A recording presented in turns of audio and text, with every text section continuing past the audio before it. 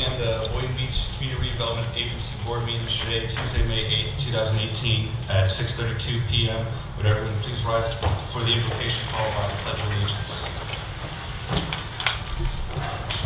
Dear God, we thank you for all that you provide us and guide us. I had the ability to travel to another country and who is in need of redevelopment. And just like in Boynton Beach, there's trash on the ground, there's vacant places, and through your guidance, we will be able to help not only the city of Boynton Beach, but all of our brothers and sisters throughout the world. Amen. Amen. I pledge allegiance to the flag of the United States of America and to the republic for which it stands, one nation, under God, indivisible, with liberty and justice for all. May I have a roll call, please? Chairman Brennan. Here. Vice Chairman Present. Board Member Fellow. Here. Board Member Cat. Here. Board Member Craig. Here. And Board Member. Any additions, deletions, or corrections to the agenda? Seeing none, may I have a motion to approve? So moved. All those in favor state so by saying aye. Aye. All those opposed? Agenda is approved unanimously. Anything from legal? Nothing tonight. All right. Any informational items and disclosures by board members and CRA staff? Board Member Katz, would you like to begin? Nothing to disclose. Board Member McCray? Thank you, sir. Nothing to disclose at this time. Vice Chair Romulus? Nothing as well. All right. Board Member Casilla, and I have nothing to disclose. Moving on to announcements and awards.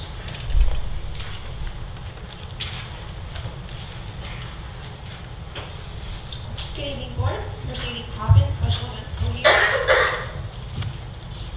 First, I'll be recapping the May 4th Movies in the Park event, which was last Friday. We screened the movie The Incredibles, and we had an estimated attendance of about 100 people come out to the event. Unfortunately, due to rainy weather, the event did end a little early, but we were still able to highlight 5 of our CRA district businesses, which included the Marina Cafe, Driftwood, Chips Ahoy Charters, Deep Ocean Reef and Bar, and the Colonial Gateway Veterinarian Center.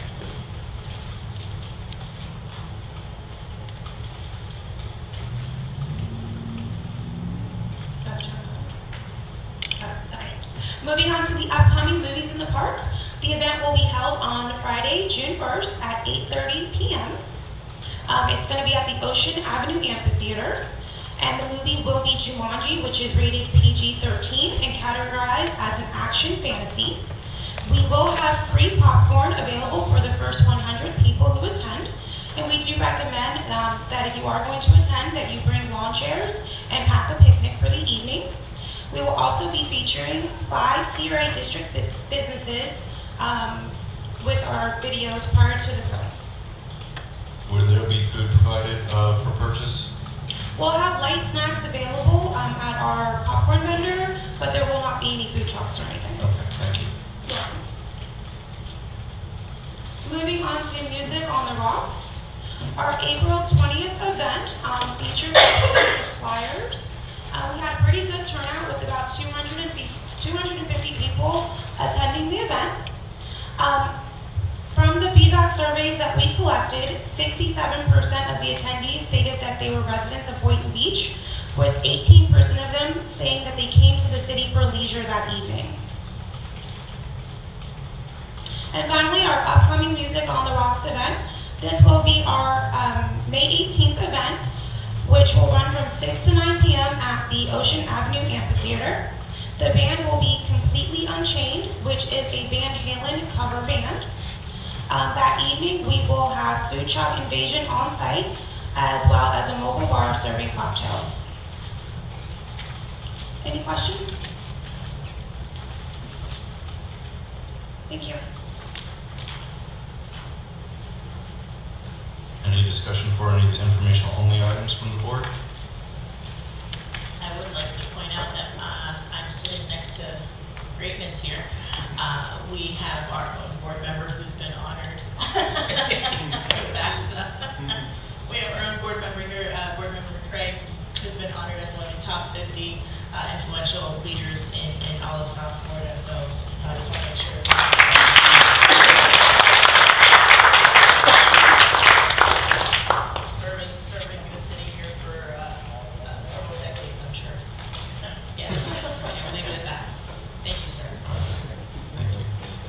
else? Seeing none, we'll open it up to public comments. Individual speakers will have 3 minutes. Please state your name and address for the record.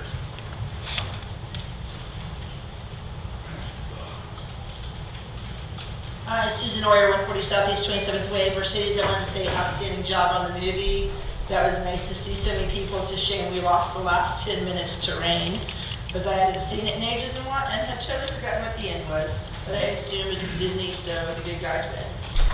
Second of all, I wanted to remind everyone, if you've gone and done your bird watching, your 10 minutes worth of bird watching, eBird still has their site up, so you can add birds if you have not yet done it and you want to participate but you forgot over the weekend. So please consider doing that and helping the World Bird Count. They have a nice interactive map too, so you can see all the different birds that have been located all over the U.S. and the world. So thank you very much.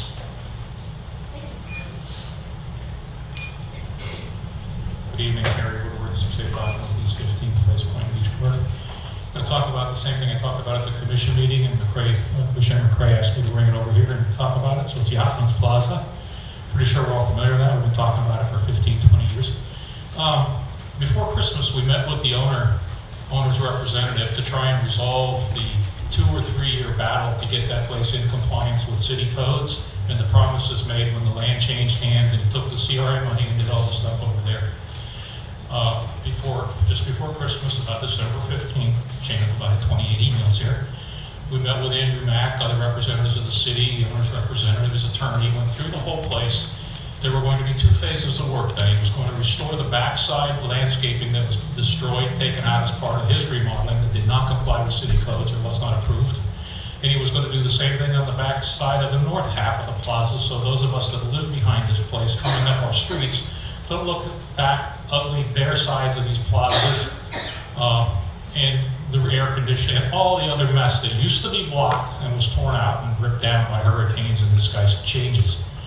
Took money from the CRA, agreed to all of this stuff multiple times, agreed to it again right after Thanksgiving, just about 2 weeks after Thanksgiving, December 15th. It's going to be phase 1, phase 2. Phase 1 was going to be the south side, put in some trees, plant a few shrubs. Did that. Phase 2 was to commence immediately upon the completion of phase 1. It has not. We're now 5 months past when phase 2 was supposed to start.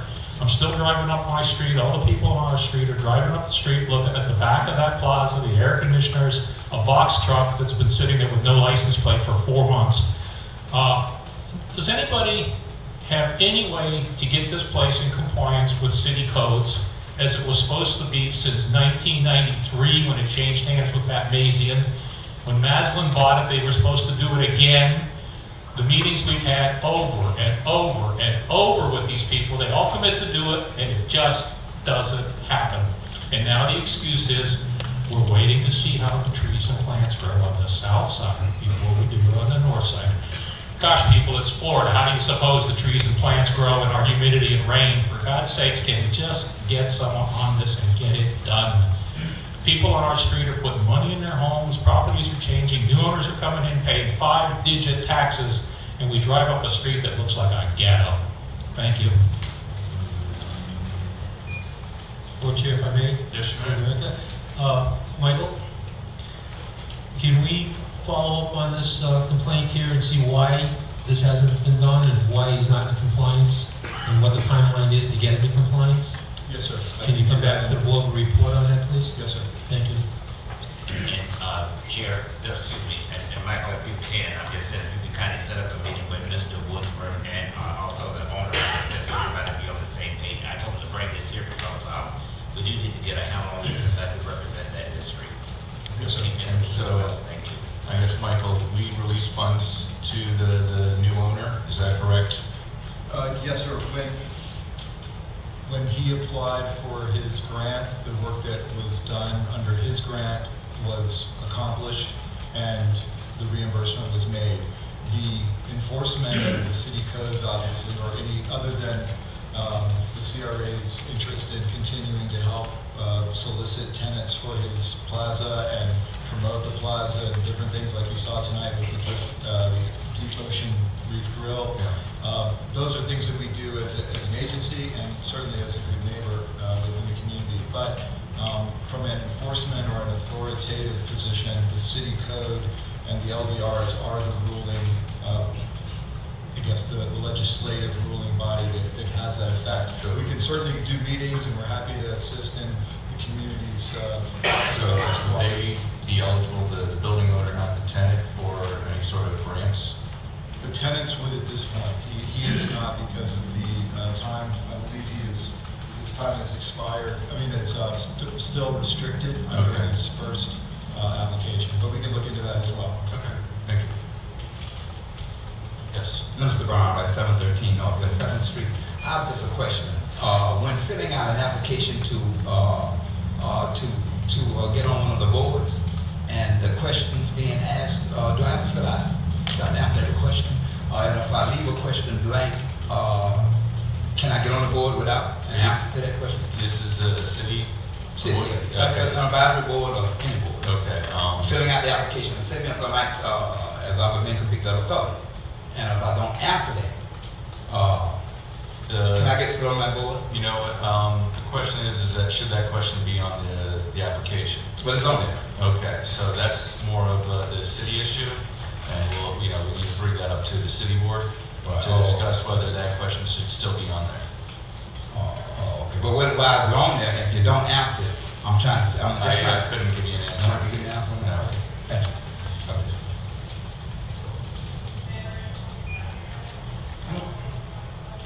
Well, Dr. Blas is back from Warsaw, love from Warsaw, Poland. Piotr Blas, 113 Tara Lakes Drive, Boynton Beach, Florida, 33436. As soon as I came back, I realized there are now 5 candidates for mayor, so it's good company, very cheerful. I've been thinking a lot about Boynton, and I will address some issues about CRA immediately. Mr. because I Brown, know excuse this is me, CRA. if somebody could close that door, please, the voices are coming in here. Thank you. So I just want to share with everybody here an inspiration that occurred to me today as I read the CRA agenda. As you all know, we have this very futuristic idea. I have this very futuristic idea of creating the tallest building in the world in Boynton. Actually, we're working on one in Warsaw with a group of architects as well at the same height. Now, of course, the original site is sacred. You guys have done a tremendous job, the mayor and everybody. It seems the place is coming alive and has been preserved. So obviously we will not touch anything here. The second possibility was to recreate the Boynton Beach Mall, which is not doing that great, and that remains a possibility. But since this is CRA, I want to ask, I hope you're taking me very seriously, but ask a question and promote a study. Is there any area that CRA owns that could be used for such a building? And let me tell you quickly, as I look at the mission of CRA, why it would make sense. Such a building would provide affordable housing to practically everybody in the areas that there is not so much money. You guys know the area much better than I. This is a completely new idea. I think McRae being one of the top 15,000 people can immediately tell me the right areas, but the Martin Luther King area or something like that, could we create such a building there? It would immediately eliminate poverty, introduce prosperity. Let me continue because I'm running out of time. I remind you that I think I've convinced everybody in Boynton that we will obtain energy from the Gulf Stream. We will be energy abundant. And then finally, since McKay is my buddy, I think your award is great, but it should be improved. You're one of 2 most intelligent people in Florida. Thank you. Chair, let me go ahead and address, in regards to the tallest building, in the world, we're going to do it in Boynton. I'm just saying we have height restrictions. I'm just saying that is something that we do need to take up at the commission meeting, not at this meeting. And I am taking this serious, sir. Thank you. Seeing no more public comments, moving on to consent agenda. I need to pull F, please. Which one? F, as in Frank. All right. Do you want to pull all of them dealing with Monarch Pet Memorial Services? We can just pull all of them together. Okay. F, G, H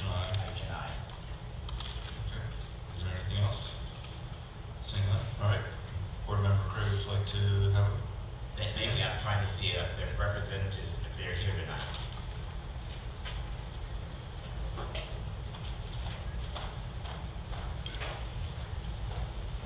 Good evening. Good evening. What I need, you need to give your name and your address first. My name is Alan Gardner. The address of the business is going to be at 805 North Federal Highway, Long Beach. Okay, thank you, sir. I represent that district. I need you to explain to me what type of business is this going to be before I start asking you questions. You're talking to Mike, please. The business is going to be a pet memorial service, basically selling keepsakes, memorial items, urns, and we will also do a service of cremation. However, we're going to use a different technology than the normal cremation that everyone thinks of. Okay, your aqua. It's called aquamation. Your aquamation is a form of cremation. Okay. What do you have storage over there? I'm just saying in regards to like a backlog of animals that you'll be picking up. Or will you be picking up animals? We'll be picking up animals, and then basically what happens is they'll be stored in some freezers for like a day or two as we go through the process of doing the aquamation.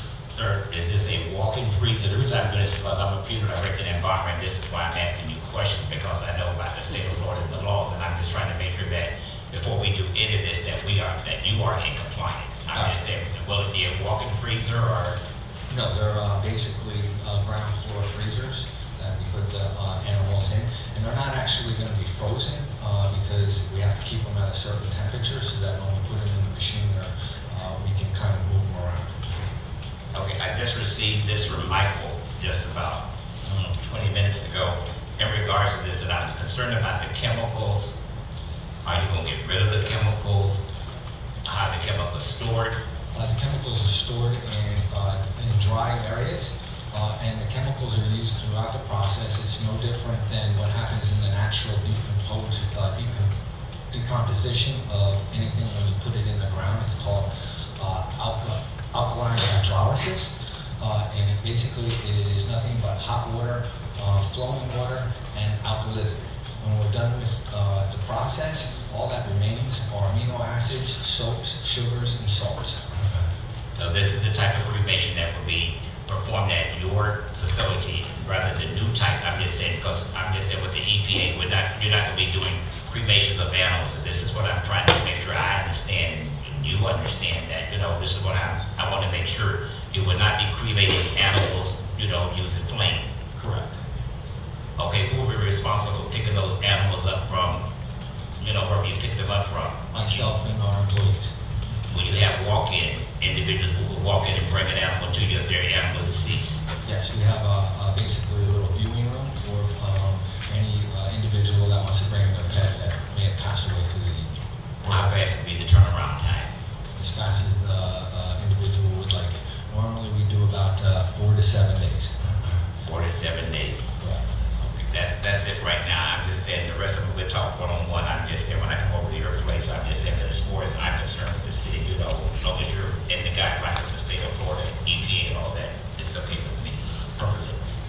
Thank you. I got a few questions. Does Florida require a license? Yes, and we're in the process of getting that. Okay, and so you basically, in order to get the business tax receipt, you will have to get the license first? We're getting a funeral home license, correct. Okay, and so are we giving the grant on contingent to the BTR? The grant award is, in general, done before the business gets the CO. In this particular case, no funds from the CRA or any approved grant are given or reimbursed until the evidence of the CO is brought. It's part of their paperwork for reimbursement after the fact. And are you okay with waiting for the grant reimbursement until you get the BTR? And absolutely. So I just would like to put that in, so that we make sure that it's fully compliant with the city and the state before any money is released. Yes. Thank you, Chair. You answered that question, sir. How long has it been since you applied for that licensure from the state of Florida? I'd have to refer to my sister, and she's not here right now, but she's the one that's going through that process. In the state of Florida, aquamation is already approved. There are 2 aquamation pet crematory businesses. In northern Florida will be the first in South Florida. It's also approved for humans as well in the state of Florida. So we don't feel that we're going to have any kind of issues with those types of crimes.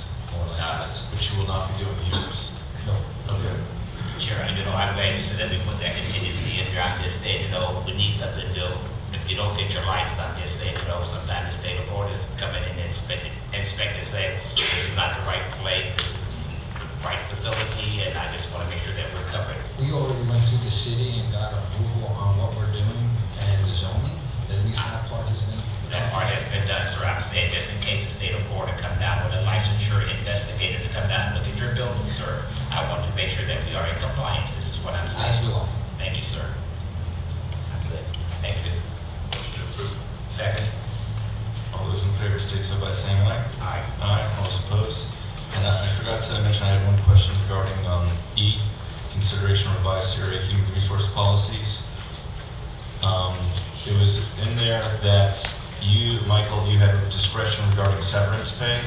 It's only for requested vacation, liquidation of a certain amount of hours that are due to an employee if and when they ever terminate their employee. It's not related to severance as of a firing or condition. Okay. There is reference to the severance package in that the language prior to this evening's approval said that a 90-day severance was an automatic, and I felt that that wasn't the way to go for the agency, so my suggestion, this was approved, was to not to exceed that and not to be a guarantee of, but it's determined by myself with regard to the 90 days or earlier.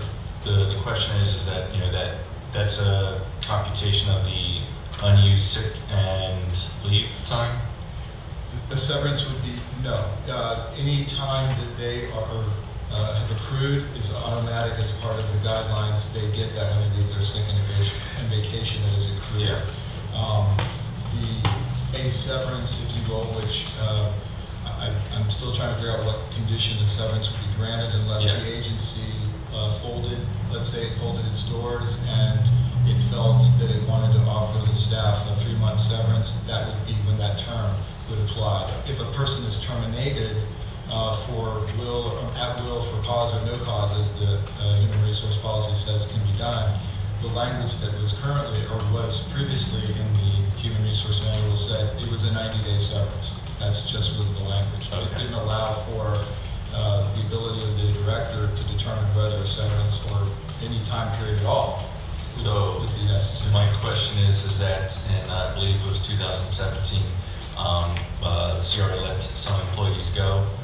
Did they receive that 90-day severance? No, they did not. They were consultants and not employees of the agency.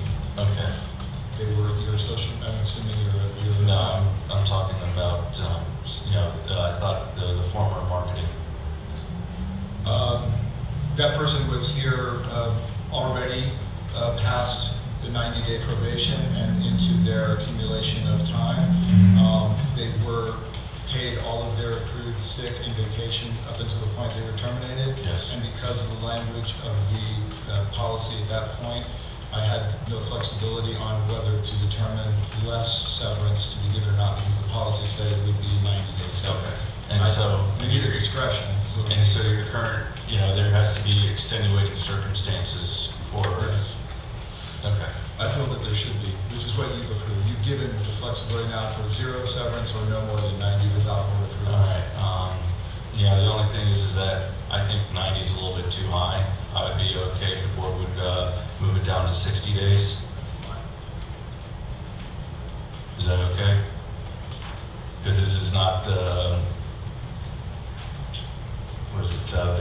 vacation or sick time. Yes. Can we just put it as 60/90 discretionary? It's already discretionary? That's what I'm saying. Okay, let's just go 60/90, and I'm just saying so. And you said like 60 days. I'm just saying, Michael, let me ask the CRA director, did you feel that 90 days was ample time, or would you request it to be shorter? I can't, again, unless the board closed the door on the agency or there was some extenuating circumstance in which you certainly, I would, as your director, report to you why a 90-day severance would be supported. Typically, a person is leaving because they've either found another job or they're fired, in which case I don't think a severance should be a guarantee.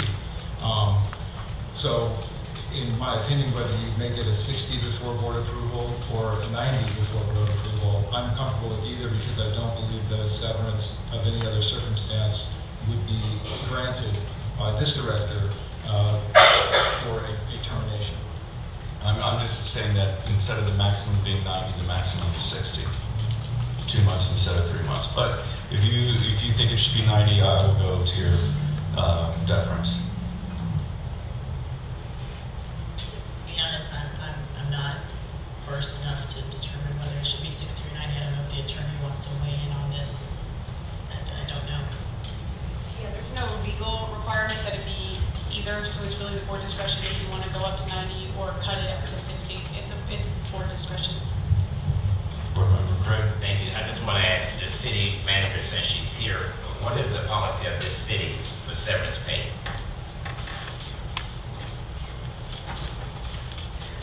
Just to reiterate what the board chair said, this doesn't affect at all a person's accrued sick and vacation. Correct. Laura Rivera, city manager. Employees that I've entered into an appointment letter with is when the severance will come into play. That is negotiated typically at hiring, but never exceeds 90 days. Typically, department director level employees will get 90 days. If it's again, not if it's a termination. Typically, we don't. So it's left up to my discretion, but it does not exceed 90 days. I'm fine not to exceed 90 days, so it would be in Okay. purview with the city. Then that's fine.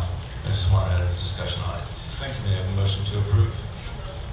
Second. All right. All those in favor state so by saying aye. Aye. Aye. All those opposed? Then we have a motion for the remainder of the consent agenda. So move. Discussion. Oh, yes. I just want to say that I want to tell staff thank you. I requested this economic development grant program overview for the night's meeting so that we see how much money we are spending. I'm just saying this is to give us like a highlight, and I want to say to Michael and staff, thank you, job well done. This is what we need to see how money is going out, and I'm just saying when we do a lot of grant reimbursements, facades, and also grant, and we have a lot going on, but now we have a snapshot of how much money we spent total. Appreciate that. Thank you, Board Member. While we're on the subject, what's the balance? 4,000 left out of a little over 552,000 For the remainder of the year. from the remainder of the year. That's That- clear. It's a lot of grants over this fiscal year. Okay. The question is that do we have any other project funding that the board would want to move over? So to continue this maybe on a month-to-month basis? Yes. Yeah, I'd be in favor if the director identifies funds that aren't anticipated to be spent. I don't necessarily think it'd be good for us to run out of money in this, which we appear to have only about 2/3 of the way through the fiscal year. In favor as well. Yep. So we'll have that as a new business item. Thank you. Moving on to old business. Mayor, Yes. did we vote? Oh, we did not vote on, thank you. All right, it's been first and second for the remainder of the consent agenda. All those in favor state so by saying aye. Aye. All those opposed? Motion passes unanimously. Old business, neighborhood officer program, second quarter report for full year 2017-18. It's a good year. What do I say? Full year. It's an F. Motion to approve. Second. Any discussion from the board? Seeing none, all those in favor state so by saying aye. Aye. All those opposed? Motion passes unanimously. Just like to tell staff, thank you. Continue to do what you're doing. You're doing a great job. I don't care what people say. I'm proud of you. Thank you. Now we'll move on to project update on Ocean Breeze East. Michael? Yes, Board Chair and Board members, this is a May update on the 9% low-income housing tax credit application made by Centennial Management Corporation for the property recently purchased from the CRA, known as the Ocean Breeze East project site at 700 North Seacrest Boulevard. The application, as you know, was made to the 9% tax credit program in December, and through various stages of review and presentation by Florida Housing Finance Corporation staff. We were something you have not heard as a CRA since owning this property. Mr. Boynton will tell us this evening that we did receive the higher lottery ball, and they have been, since that date in March, in positive litigation to defend the application from what we also experienced as CRA in the past, the protest process after the application award is recommended to the Florida Housing Finance Corporation board by their staff. Then the system allows any other applicants to provide protest or discredit the application if they can, trying to, of course, become the award winner. So Mr. Boynton is here this evening to give you kind of a professional update from the applicant standpoint. It's very exciting. We've all been cautiously optimistic for the last 60 days, and I'm very encouraged that he's here. We're reaching the end of this process, so I'm looking forward to hearing from him, if you so choose. Paul Boynton, Centennial Management, address 7735 Northwest 146th Street, Suite 306, Miami Lakes, Florida 33016. Good evening, members of the board, Chairman Grant. It's nice to be back here again.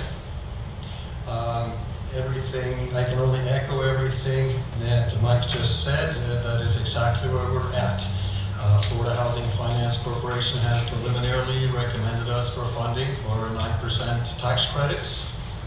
And the next step is that everybody who did not get recommended, they attack whoever did get recommended, and also each other to see if they can knock out not only who was recommended, but whoever else might be between them and all of the funding for something like this. The way the scoring works in an RFA like this with Florida Housing, they allocate money and give only one development within each county funding until all counties are covered before they would return back to the same county. So everybody who submitted an application in Palm Beach County are essentially fighting over this one spot of funding. And we are in that funding. And you all know, somewhat painfully so, I think, how competitive this is. And everybody is going after trying to find a way to see if they can knock us and anybody else off. The good news is that we are on the inside looking out, and we do have staff support on our side.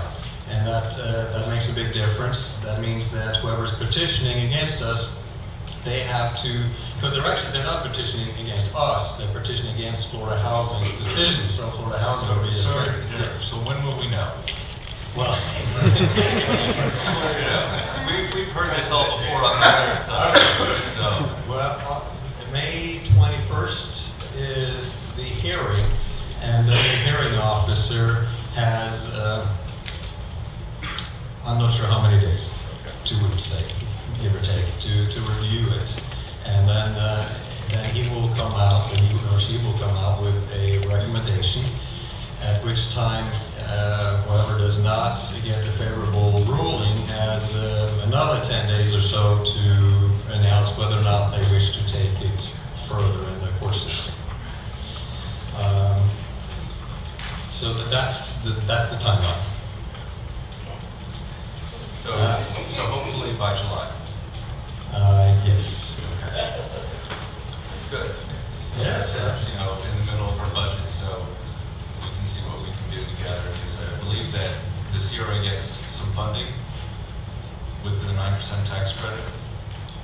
I'm sorry? Did you say, is that? No, the Centennial Management Corp has purchased the property for $800,000, and the contribution from the local government that the City Commission will make to the project is the $567,500. Yep. And the rest of the funding, thankfully, will come from Florida Housing. Okay.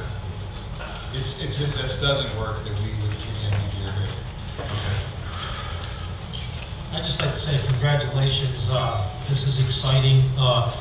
since I've been sitting up here, we've been trying to develop that piece of land through this process, and you've been successful. You're the only one that's been successful, and you should be congratulated on that. I think it's going to be a catalyst in that area to jumpstart there, and plus bring what is, sorely needed in affordable housing. So I thank you for that, and we look forward to the final okay come July. Yes, we're looking forward to it as well. We think we are in a very good position. It will end up going before a hearing judge. We think we have a high percentage chance, but you never know exactly. So I do thank you for the congratulations. We'll be back soon, and hopefully then we can say, yes, it's absolutely done. We're looking forward to that. We're hoping that. Thank you. Yes. Chair, I'll also echo Board Member Casello's comments. This is a first for us, being on the inside looking out, as you stated. Yes. It is an exciting time, so we are very optimistic and hopeful that this process will come to fruition and that we will be able to do this successfully. Can you give us a tentative timeline after, let's say, everything works out, approval? When would we actually have shovels in the ground and get this project started? We would, after it would go before a board,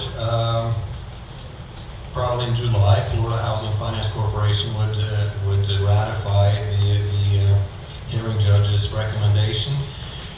After that, we would receive an invitation to underwriting, and that whole underwriting process, closer to a year maybe.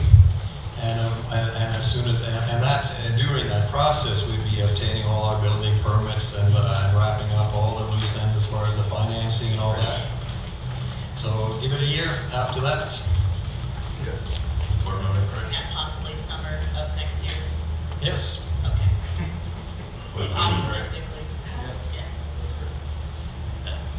Thank you, Chair. I'd like to say also, sir, I have my fingers crossed as well. I'm praying I represent that district. I want to ask you a personal question. Did you all ever challenge another one of those lottery systems? Since you all are being challenged, did you challenge anybody else? In this particular round, in a defensive mode, when there are two challengers that challenged us, and we found technicalities on both of their applications, which in my opinion are more significant, and of course we're bringing that to Florida Housing's attention as well. So Excuse me, I think you missed what I said. I said, have your company challenged somebody else who was awarded? Or in the past? Yes. No. Oh. Because I was going to say, turn around is fair play, okay? Wish you luck, sir. Thank you. Yes. Yes. Yeah, just same comment. Congratulations, and hopefully this follows through all the hearings. It's just we've seen a couple of these in the 2 years that some of us have been up here, and those who've been up here longer, they've seen more.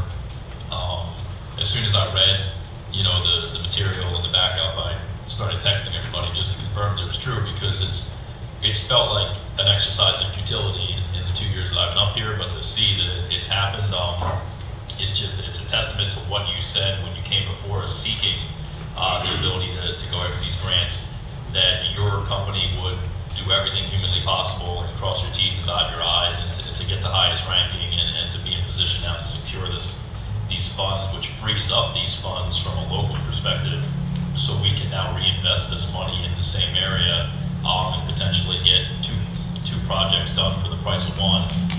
It's just very exciting, and it makes me feel confident about seeking these types of tax credits moving forward, because it's not this record of failure anymore. There's potentially a big success. So again, I congratulate you on what you and your firm have done, and I look forward to seeing this come to fruition, just because it's nice to get something that costs millions of dollars for free, essentially. So. Thank you, and we'd love to do another one. Anything else from the board? Seeing none, thank you very much. Thank you. Thank you for listening. Moving on to item C, consideration of a letter of interest submitted by Tri-Unity Homes. We have a RFQ for that same property. Yes. I was going to say, I think that someone could correct me if I'm wrong, but we recently developed a process just for this purpose, that if a letter of intent comes in on a piece of property and we haven't already developing an RFP and RFQ, I would, in the effort of efficiency, I kind of declare my position that it's my desire to put an RFP on the street versus accepting a letter of intent. So I'll just put that in there. So can I get a motion to send a letter requesting that they apply for the RFP? Second. All right. All those in favor state so by saying aye. Aye. All those opposed? Moving on to item B. Motion passes unanimously. Consideration of RFP, RFQ for the CRA owned property located Northeast 4th and Northeast 5th Avenue, aka the Cottage District. Michael? Just good evening again, Board Chair and Board members. This item is a bring back of a document based on our discussion at the April meeting with regard to certain incentives and design, housing style, rental, no rental, home ownership, pocket park, all these different topics that we discussed in April have been put together in a legal document for request for proposal and development qualifications for the Cottage District project site. Some of the specifics of the RFP, mainly with regard to the deadlines of response and issuance. The issuance would be on May 14th, provided it's approved this evening, with a response deadline of July 17th. Staff is targeting the August meeting to bring back proposals and selection criteria, going over what you've received. Some of the things that staff will need this evening, if you can assist us as a board, on your cover you have 4 items specifically. If there are other incentives or other opinions you have with regard to the document itself, we certainly can discuss those.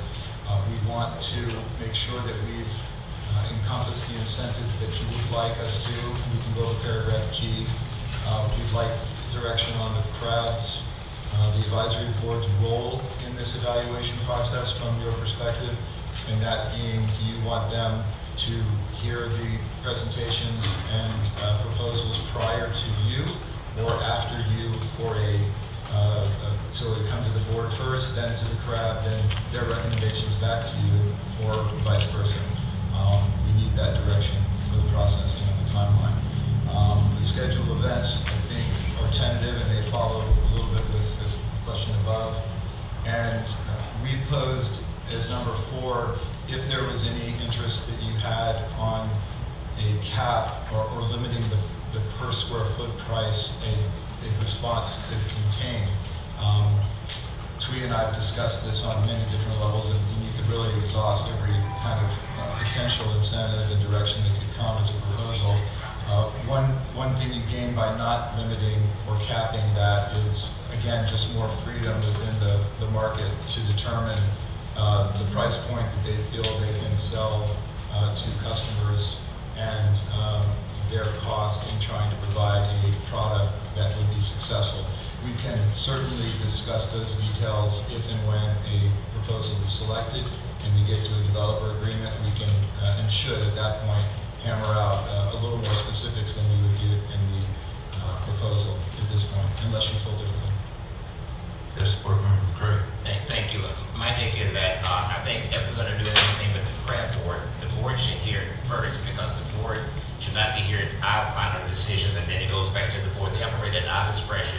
The board needs to do whatever they're going to do first, and then it comes back to this board. We are the governing board to make the final decision. I think it needs to go to them first.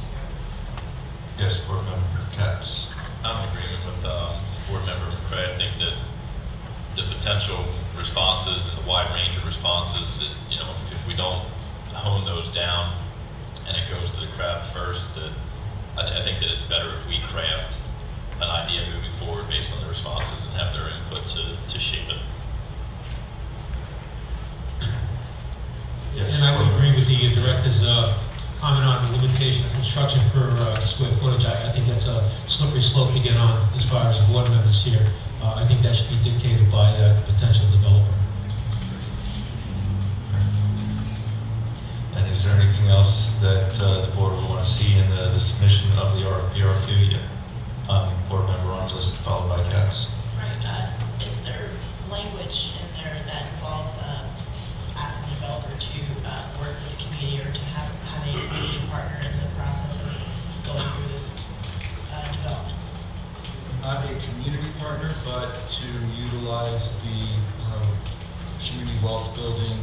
local hiring initiative that the city has adopted, but not a community partner of sorts.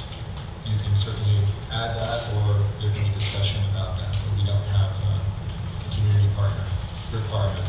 Agreed, and the very nature of building wealth in the community, isn't that what the purpose of adding that language would be, to encourage that they're working with the local individuals in the community to help bring in that project? With the requirement and the reasonable effort to engage in the practice and the policy adopted by the city and the CRA now on the local initiative hiring, I think without forcing them to align with one community partner, that this gives them the opportunity to work with many to get as many effectively hired as could be done. And we found in the past that, at least our experience is sometimes that pigeonhole of using only one organization can create animosity within the community and or have a negative effect, an outcome that we're not reaching everyone we could. So in my opinion, if the board is okay, I think being able to effectively bring in as many partners as the successful developer could, I think would be the best way to go. But again, we certainly can go in the direction that you feel appropriate. So from what I've read through the RFP, I do understand that there is, are we incentivizing them, or are we encouraging them to hire locally, work locally with our Boynton Beach-based contractors and subcontractors here? Good evening, Twish. I could probably answer that for you. In the RFP, under section I, there is a requirement for what would be more or less the local hiring and encouragement of the local businesses to apply. It's on page 6, item 10. So the developer needs to give us, similar to the Ocean Breeze East property, a project description of how they will make attempts to utilize local residents and qualified contractors, subcontractors, in the development, construction, and operation management of the proposed project. This is not really a management issue, it's really a fee simple. That's what we're looking towards developing this site. But what also we require that they explain in their program is how they can advertise employment, positions, and training for the construction of these projects or these homes. Also, conducting interviews, so on and so forth. As you know, this will probably have to go through a site plan approval process. So from a design point of view, there's public input that could be open to the public for the design and the model types as well. So there are many opportunities in the future for the design. However, for the local preference, we would like to at least have them engage that, as well as marketing of these units. In the RFQ, there is a requirement for them to submit a marketing plan on how fast they can build, how fast they can sell, and their outreach to the community for this particular income target. So there are going to be some outreach to the community that they need to submit as part of their RFQ responses. Also, one last question I'll ask is, are we looking into possibly asking for the developer to work with our local unions in terms of making sure that adequate pay is provided to contractors as they do the work of construction and building up the project? I think that's going to be under that program, how they're going to connect that to the local community, whether it's, if they can't do it, they also could provide training. A lot of the programs for affordable housing that HUD utilizes, for instance, that's section 3, they usually, if they can't procure the services of subcontractors and services and individuals from the community, they also are required to do some kind of a training program so that the next round of development comes in, you could utilize to be able to, grab from that pool of candidates that's trained. So the construction industry is pretty broad, but we hope that if they're not comprised of local developers, that they should reach out for subcontractors and other fields as they develop. I'm hearing a lot of, I think, I hope,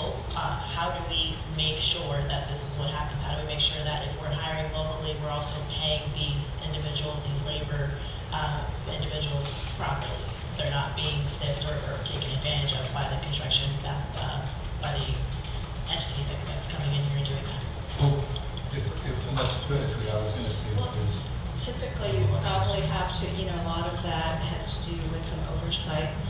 There's certain programs, like I said, if it's a HUD requirement, there's usually a Section 3 oversight person, so it requires the developer hire somebody to do all that, the living wages, etc. With the construction industry, there are some skilled industries, plumbers, electricians, so on and so forth, that I think some of them are going to be making more than the minimum. What you're probably looking at is probably the day laborers and some of the other unskilled workers that will need to be hired, and that's something I believe the city may have to look into. I don't know if right now the CRA board, it would be, you could set up the policy that we do that, but it'll have to be some kind of measurable program. Well, that's why I'm asking, right, as we craft this RFP, I would like that to be very clear in our language. That way, the team that we bring on board, they understand that we have a standard that we want to follow as we construct. We want to make sure we're treating our local employees and our labor force properly as they, get this assistance to do this project. So we could probably try to work legal for some language for that as part of their contract when the selected developer will come in. We could probably do some measurable and some, some requirements, forms and stuff that they could probably utilize to make sure that we can increase that. Because right now the CRA doesn't have that kind of policy at the moment, but we certainly can draft whatever the board just would like for us to do to make sure that it's measurable. So I see, was it section 10 of the RFP?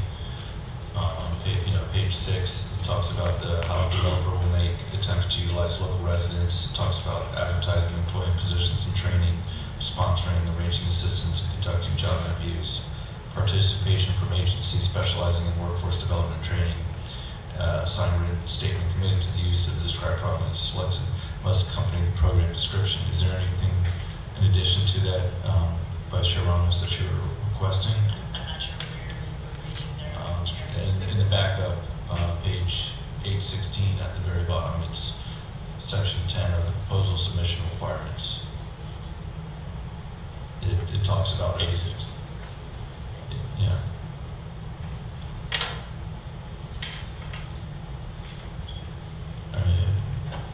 What item of 6? It's at the bottom, item 10A through D. I think if we give these guidance and then as part of their, if they turn in the program, they detail how they're going to do this, we can certainly make sure that we monitor it through the process with, to make sure that they do reporting if necessary as part of their contract. That was going to be my suggestion, is that in the proposal portion of this selection, you are affirming to the public that may be proposing that this is a desire that you would like to see as part of the project, and we're asking for a program description. The developers agreement is where we would, I think, hone in on the specific outcomes. I think we would, in support of your position, the board could approve language that required documentation be submitted for their, let's say their incentive is given on a reimbursement per unit sold basis or at different phases of the construction, whether site or finished house.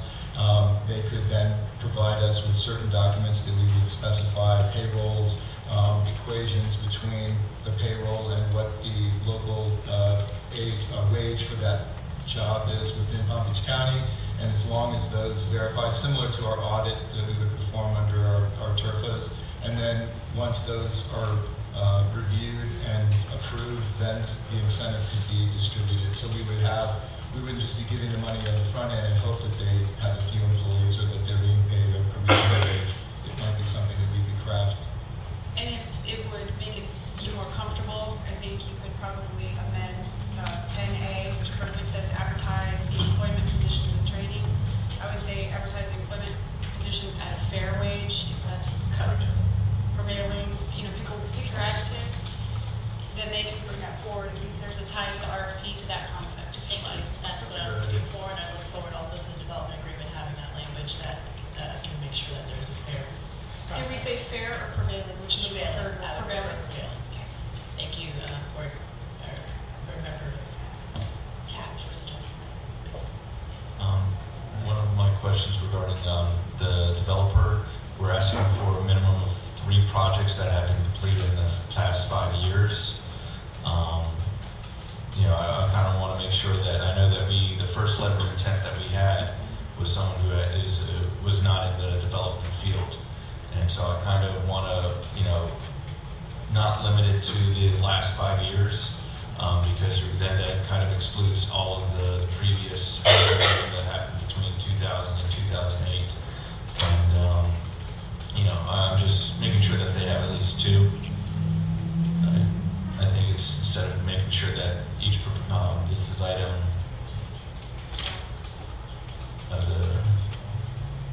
5 of under section I, proposal submission requirements. Page. The same page in the middle. It says provide no less than 3 and no more than 10 projects for this item. So we're, you know, I don't think even a company has completed, you know, 10 plus items unless you're GL Homes. So, change it to 2 and not limit it to 5 years if that's okay with the board. Okay, I got a thumbs up. Yeah, 2.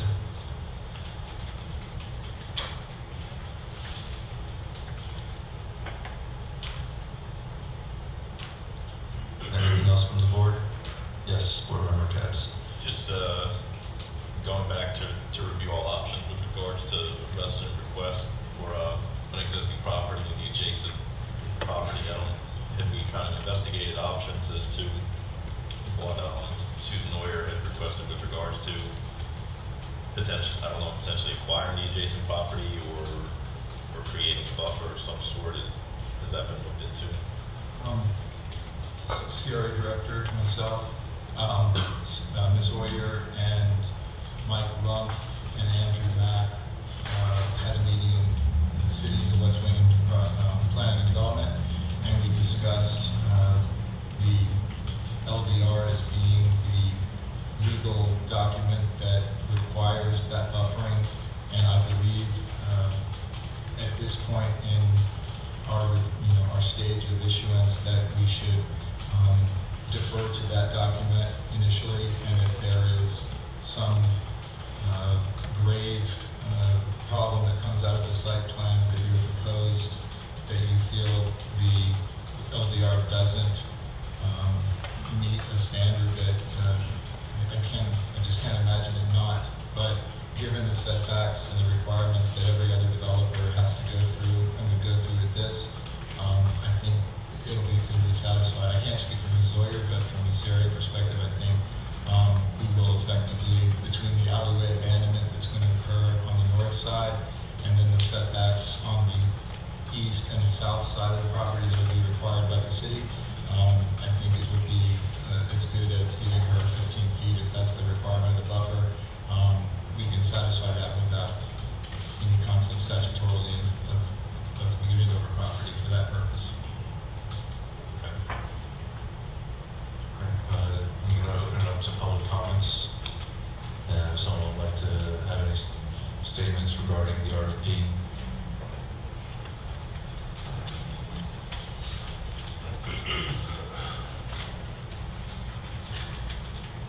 Susan Oyer, 140 Southeast 27th Way. You guys going to comment? First of all, thank you, Commissioner Katz, Board Member Katz, for remembering to inquire about my issue.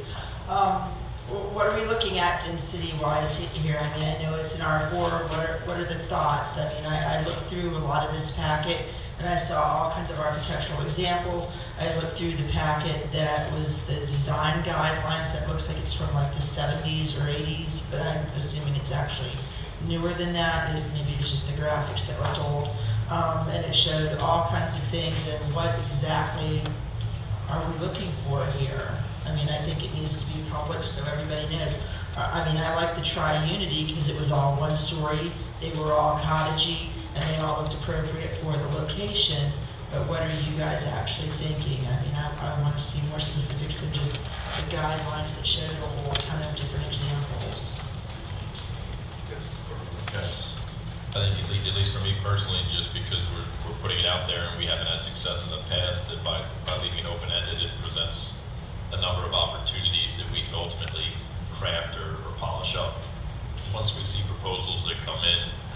So I don't think I think in the past we tried to be very specific about exactly what we wanted, and we got 0 responses. So by leaving it a little bit open and casting a wide net, maybe we can get some people in that net and then push them in a direction because of the incentives that would likely come along with this. Well, that I understand. I'm just going, are you guys looking for, I saw something in there at some point that said you can't have 2 house designs exactly the same next to each other. Like they have to be variable in height. I mean, are we looking at 1 stories next to 3 stories, or are we looking at 1 and 2 stories? That was just kind of my thought. Are we looking to put apartment buildings that are the 45-foot max that falls under that showed up on one of the charts that I read? I mean, I think it should be public and on the tape and everything else. A little more of what you guys are looking for. Yes. I would just say, my position, I think some of the options were presented to us kind of early on in this were either single family or duplexes or townhouses. I'm not specifically in favor of multi-story kind of apartment or condo style on this plot, but I'm not restricted in what I'm looking for to a very specific instance of a type of house. So I'm not looking for apartments or condos or anything of that nature, but whether it was townhouses or 2-story single family detached or 1-story, I'm not, personally I don't have a particular preference as long as there's continuity within the project, so it's not a set of townhouses and then a set of single family and something of that nature. And that sounds fine. I mean, I'm looking for compatibility, and I'm looking for architectural compatibility as well, which I think is ultimately what we all want. But I think it needs to be public what you guys are looking for, at least to a certain extent. I mean, I don't expect you to say, well, I only want all 1-story houses and they all have to be this style. But, I like to just kind of feel you guys out so it's public and everyone kind of knows where you're going from. And thank you, Board Member Katz, for saying something, but what about the rest of the board? My statement is that, on 512 North Seacrest, we have a 2-story home next to a single-family home, and so the variation is already there, and so that's probably going to be the guideline for this project, because that's what they're going to have to be similar to already. So I think that there's enough, the 3 properties that are going to still be there to create the variances and the ability to go 2 stories for some homes to be bigger and some homes to be smaller. One of the things that I forgot to mention is that we are requiring concrete brick in the RFP, and that kind of prohibits any sort of modular homes. I know my biggest goal is to make sure that these homes are affordable, and having modular homes is the best way to have these homes to be affordable in the sense that they don't have to be built right on the property. It's kind of like nobody buys a car and have it built on their driveway. And so, I kind of, it's almost a different class of builders to do modular homes, but I want to know, I guess, ask the board, are we going to see if that's a possibility, or if you just want the concrete brick, whether it be 1 to 2 stories with variable architectural stylings? Yes. I would think once we get into negotiations, whoever comes forward with a proposal, those are the things that we can talk about. We have to put it in the RFP. I mean, I think that if we make it so specific that, it has to be concrete block or a modular home, it can be a combination. No, currently it says only concrete or concrete style, yes. I can speak to that. Yeah. These are guidelines, they're just... Oh, there are guidelines. And when you're talking about, right, and when you're talking about modulars, there's many forms of modulars. There are, the CDS we're used to that. There's also the insulated concrete forms, which are a lot more durable to do as well. That's an alternative that can be done very quickly in 5 weeks. There's also mag boards also structural boards. There's many things that you can dictate. However, again, if you'd like, we could just, these are just guidelines. I was looking at the attachment I design criteria where it said type of construction, CBS, insulated concrete forms. Is that just?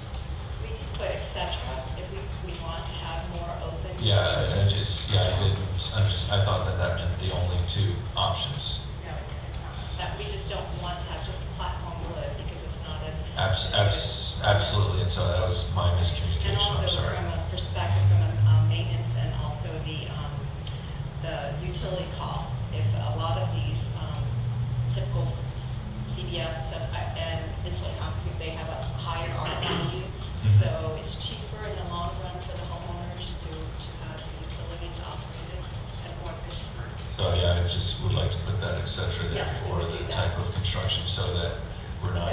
Definitely. This one, just in my personal opinion, there'd be nothing over 2-story. That's what I'm looking to Yeah, hear, I since go it's on- R4. I'll go on record to say. Yeah, it is R4 over there, and I just want to make sure we're looking at what's compatible for that neighborhood. Thank you. Thank you. My take is, since I represent that neighborhood, as long as it's compatible, that's number one. Second of all, I like to do just like Board Member Cass said, let's leave the net out there, let it float, let's see what we get back in. This is what I want. I want to see what they are willing to break, that we make a judgment call. That's why I sit down. Well, then how do you sit on, the whole condo apartments versus single-family homes? Are you looking for the single-family homes? The criteria in the RFP does not allow for rental or apartment. It's single-family home ownership is the RFP. So you won't get an apartment. And on design criteria attachment I, under the letter E, it says under streetscape, it talks about landscaping, building mass and scale, alternating 1 or 2-story preferred. So it is establishing to the respondent that a alternating 1 or 2-story preferred. You're right in that there is a 45-foot max height.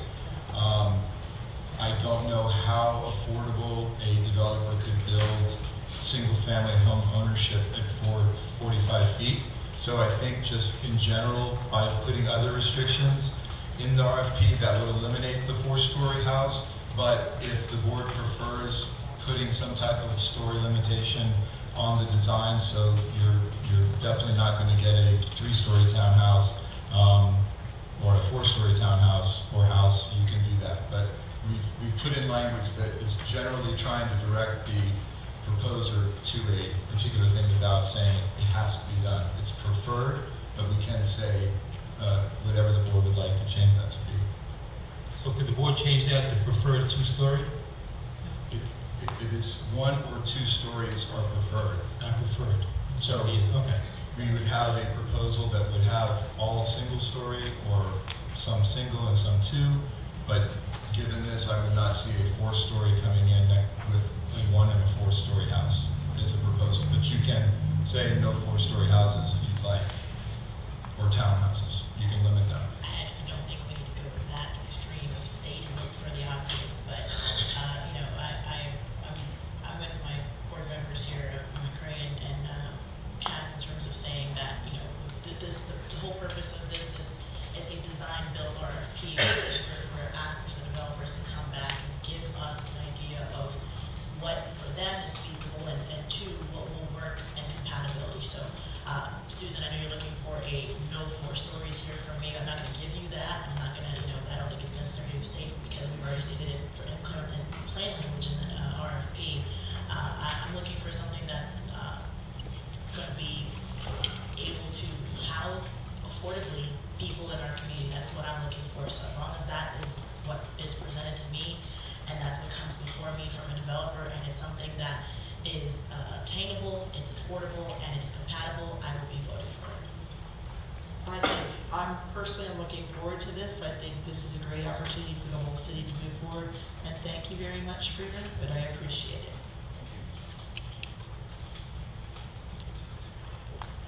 I heard with 685 Northeast 15th. Listen, the part of this I was listening to earlier where you were talking about the requirement to use local contractors and stuff like that. I think, with all respect, I could have met most of those requirements with a PowerPoint on a PC. I've been on the other side of that for 30 years doing projects, 100. A lot of them had contract requirements for content, for payment.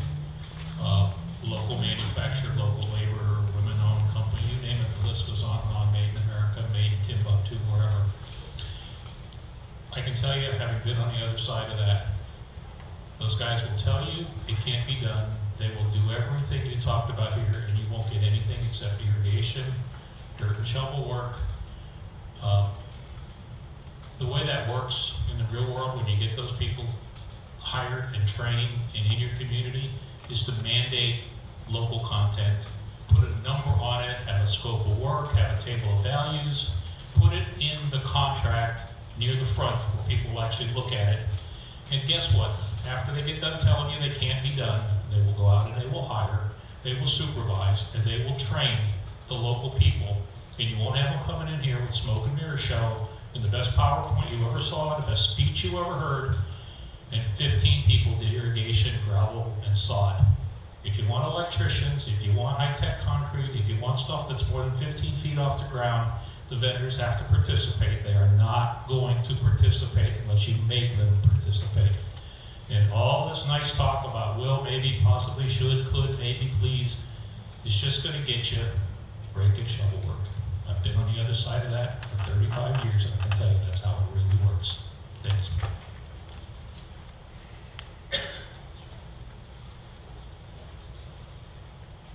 Dr. Blas, 113, Tara Lakes Drive, Boynton Beach, Florida, 346.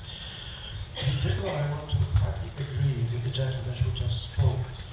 It seems that realistically, the way he said it from vast experience, that would be the way to get local people to work on these projects. So I would support that. And it's always an honor when Ms. Oyer speaks because she represents 100 years of history in this city, so I listen very carefully.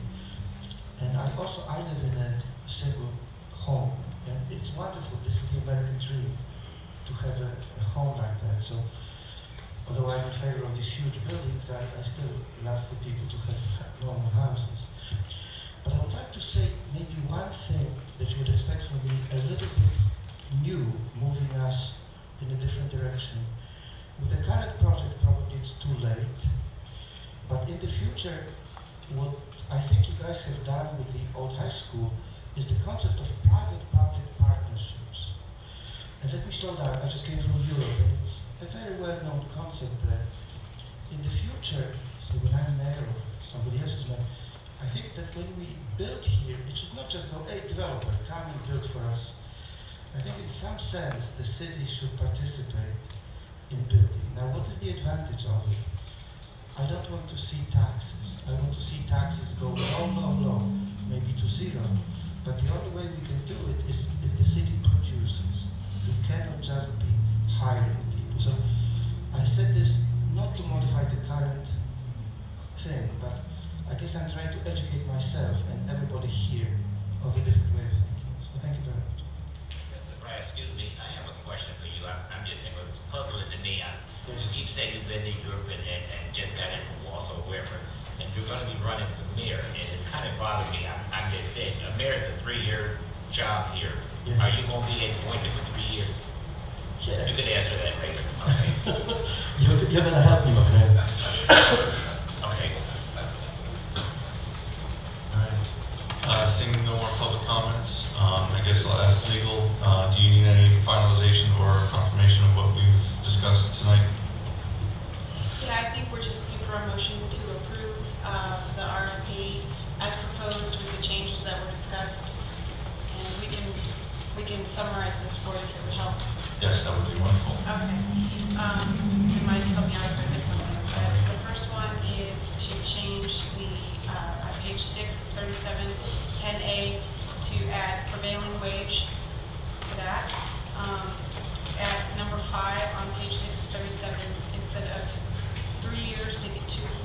Instead of 3 projects, make it 2 projects in the 5-year period. And no 5-year period. 2-year period. Done 2 projects and not have a limit in how long people have been doing projects? Yes. Because if you have the maximum at 10, I think you need more than 5 years to have 10 projects. And then the last one is on the design criteria, where it talks about CBS to say, et cetera, to make it clear that other options would be considered.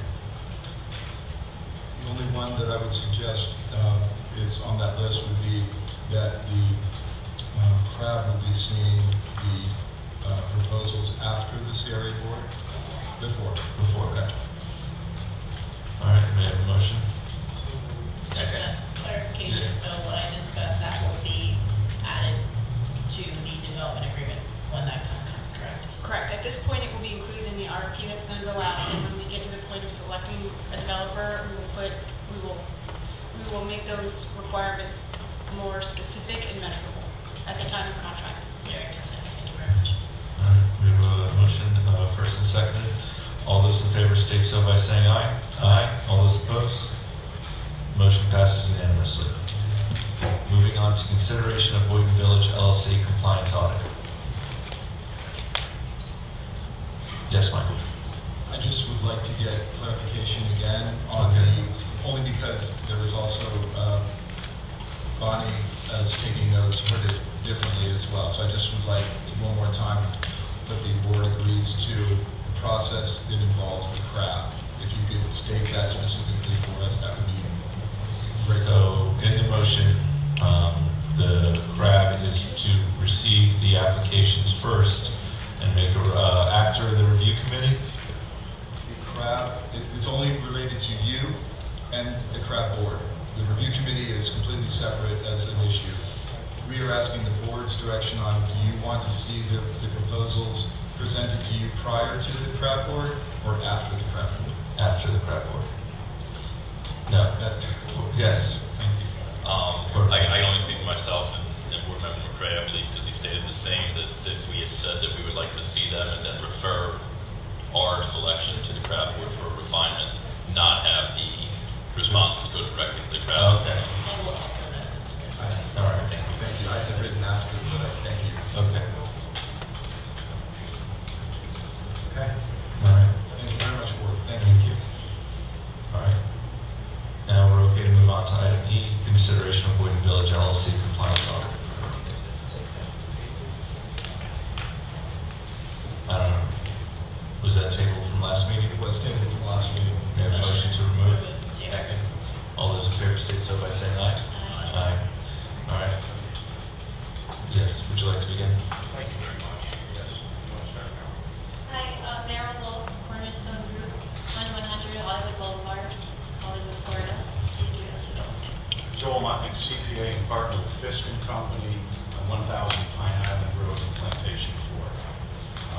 We're here as a response to this most recent letter that we received on May 8th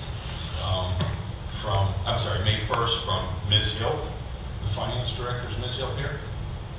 Hi, Ms. Hill. How are you? Look, we apologize for taking your time at this. We had hoped that we could resolve this outside of the commission, but we haven't been able to.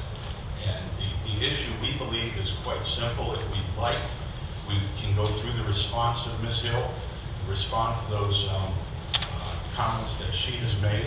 I think there's a rather simple point that we can clarify that will explain the difference between a check that we have calculated that is due to us as part of the TIF credit and that which Ms. Hill and her staff have calculated based on an audit that we performed for the years 2017 and 2016.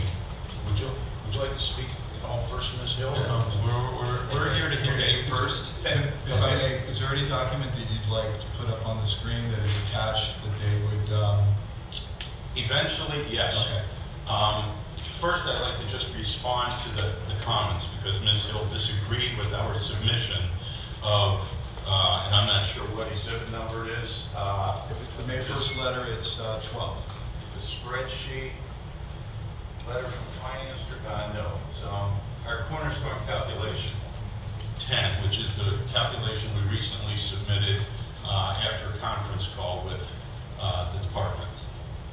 And that calculation shows our computation of the credit that we are entitled to based on the amended, or the second amended calculation of what those credits should be, or definition or revisions of what those credits should be.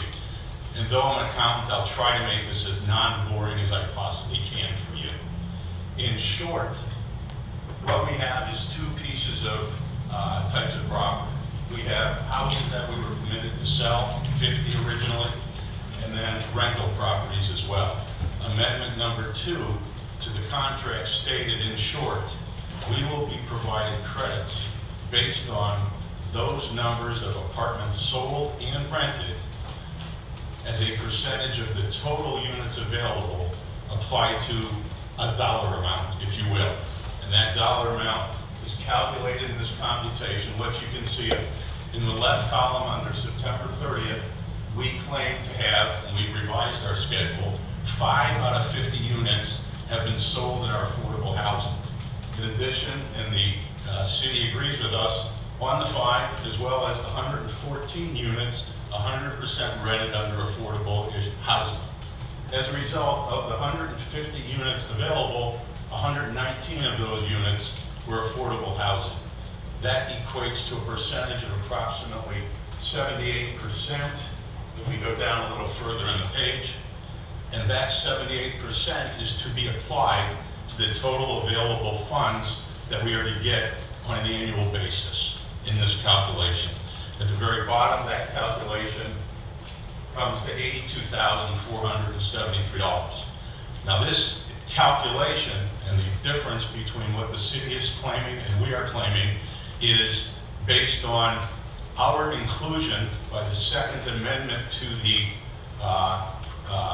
original contract that rented and sold houses combined, and I'll reference you to the amendment, page 6, section 6.1, I believe, of the second amendment, which is included in the package, I believe.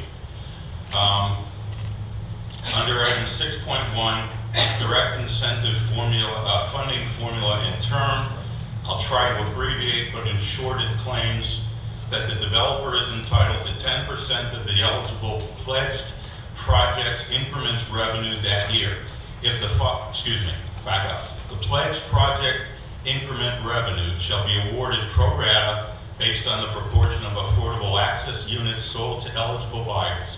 For example, if 10% of affordable access units are sold in the first year, the projected increment revenues are available. Developers entitled to 10%. The problem is the second amendment covered housing sales and rental properties combined. And if I'll reference you to the same section 6.1 in the amended report dated in 2010, the pledged project increments revenue shall be awarded pro rata based on the proportion of affordable access units sold to eligible buyers and affordable access rental units rented to eligible tenants. And this is the important example. For example, if 10% of affordable access units are sold and or rented in the first year which the developer elects to receive the project increment revenues, developer or its assigns is entitled to 10% of the eligible pledged project increments. Well, and then they reference what's known as Exhibit E, which Ms. Hill referenced in her letter to us. If we go to Exhibit E, which is part of that same document, and you look in the far left column, that should be up here as well, number of affordable access rental units sold and or rented. Doesn't say sold, doesn't say rented, says sold and or rented. In our case, and I believe the city agreed, 119 units were sold and or rented from our prior schedule. And I believe from Ms. List's letter. 119, if we look up on the schedule, there's not a 119, but there's a 117 and a 120. Our calculation based on the arithmetic part of the property values was 78.9% or thereabouts. You can see, coincidentally, 119 units would be somewhere just under 80%. That being said, we are entitled to 80% of that calculation. The city has determined, and they based this on, I believe, because we haven't had a discussion on this, the original calculation when we only had units sold. And the original calculation, which I first read, explained that if we had 10% of units sold, we were entitled to 10% of the amounts. That's not the case anymore. It's sold and rented units, which yields, like I said, 80%, not 10% for sold units and 100% for rented units, and a combination of 46 or 48% being applied to the base and giving us a substantially lesser amount of funds. $45,000 roughly is what the city is proposing for us. Our calculated percent based on the Second Amendment, which is what we have to go by, is over $80,000 for the 1 year. And that's the calculation of the funds. And I'll pause for a second and let you digest that, because I know it's a lot, but and certainly if you'd like to comment, that's fine. All right, are you finished with your presentation? It's not going to go back and forth, so. No, we don't want to go back and forth, unless the question's raised that I disagree with. Well, is there anything else you would like to state at this time? No, I believe the combination of the Second Amendment and the exhibit and our calculation pretty much spells it out. All right, thank you very much. You may have a seat. Thank you. I'm sorry? Oh, yes. We also, one last thing. I apologize. We presented 2 years' worth of calculations in this last audit that we performed. We did one in 2015. We did not prepare one for the 2016 year. Our original calculation, which was submitted with the audit we proposed, generated amounts of money due for us for 2016 and 2017. I believe our audit report is included, and that totaled roughly $180,000 due for the 2 years. We continue to believe that though it's an annual calculation for those funds should be paid, regardless of the fact that we did 2 years in 1 year, and did not do a calculation in the prior year. Is that says so in the contract? It says in the contract that it will be done for a 10-year period. It does not state it will be done on an annual basis. So it does not say this. You said, so basically you're saying that after, you don't have to do an audit for the next 5 years, and you can get it in 5 years if you do an audit for all 5 years? That's what I'm not a lawyer, I'm an accountant. We don't have a lawyer with us. The lawyers will probably have to resolve this to interpret the law. Okay. But the law clearly does so not. That's the argument you said, that it's for 10 years, and so at any time of those 10 years you can get the... Yeah, because I think, yes, and quite frankly, I believe it's because these are funds that the developers are entitled to. So if they don't go get them, clearly the cities know about it. So to say that, we do budgets once a year, and if we don't spend money, we put it back into till or we spend it somewhere else, I understand that. But it certainly can be appropriated, reserved for, and paid out at some point in time when it's applied for. But that is our second bone of contention. All right. On 2 year. Someone has their phone ringing? Yeah, I'm sorry. I was supposed to take medications, and I didn't do it. I apologize. Well, it's off. And now I'm finished. Okay. Thank you so much. Thank you. Well, let me first get to the 2 year. We provided a brief memo. There's a little bit more if you look at the addendum. I think if you look at the addendum 2 that you have been directed to, sections 5.2, 5.27 read together, indicate that in order for the CRA to comply with its legal requirement to allocate funds annually to a project, as you know, you're not able to hold tax funds that you receive just for whatever reason you have to ascribe them to a project. In order for the CRA to do that pursuant to this agreement, they have to receive the audit as required in the initial draft agreement, but also explicitly stated here as to the calculation of units in order to assess the funds. If an audit isn't provided and it is made a condition precedent to receiving funding, the CRA cannot perform that duty, which is a statutory requirement. So it is our opinion that if the developer fails to submit an audit, a sufficient audit to the CRA prior to the April 1st deadline, we are not required to provide, and legally cannot, as an entity under state law, provide that. We're in the contract. Did it say April 1st?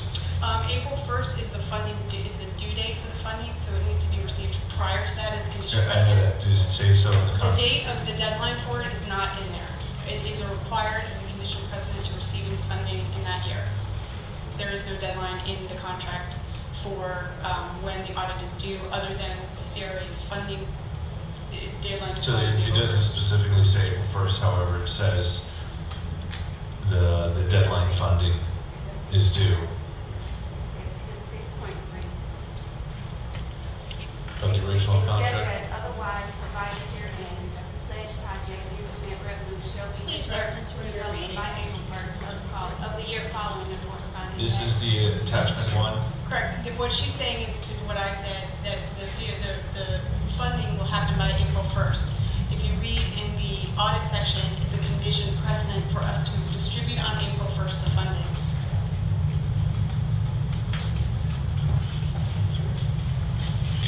So yes, there is the deadline. She said yes, there is an April 1st deadline of the year following the corresponding ad valorem taxes. So if we did not receive it, we cannot. Correct. So there is an April 1st deadline. Yes. It doesn't say specifically turn in your audit report, but if you read the contract as a whole, it clearly states it's a condition precedent. Okay, I'm fine with that. But as for the contention of the calculation, unless the board has any more comments regarding the 2016 amount. Seeing none? Yes. Bill Finance Director, I see what you mean, Mr.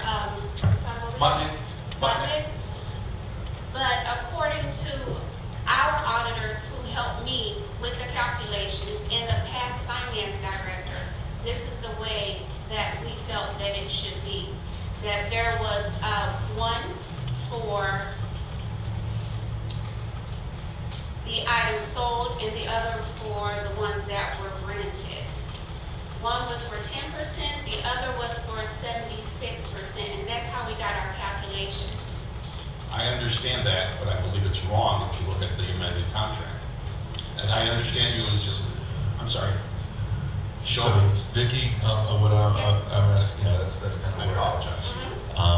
The question I have is that you're saying that there are two different measuring guidelines. One is the 10% for the homes and the home values that are single-family homes that are homestead, which is different than the apartment rentals. Is that correct? Yes, sir. And so it does say and or in the exhibit.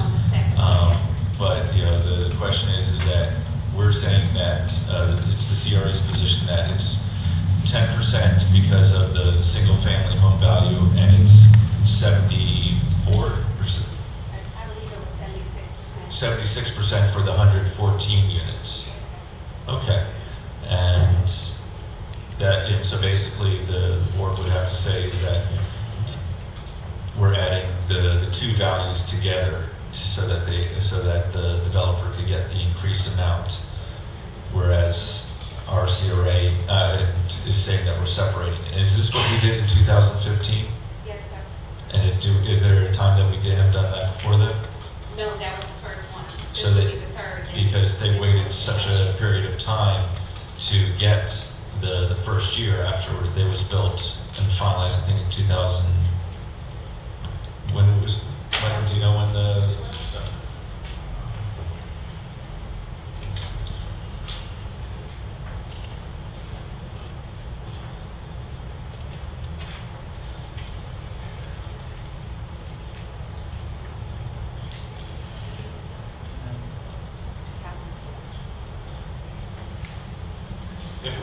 Am I allowed this? No. Oh, okay. Well, that's a good question.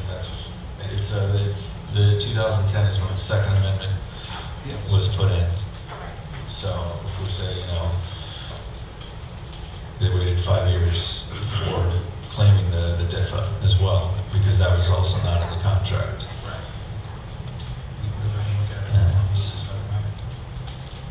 And so I'm going to ask the board is that, did you find any sort of evidence contrary to what our CRA found of non-compliance for the tax year of 2016 and the separation of sold homes versus rented homes?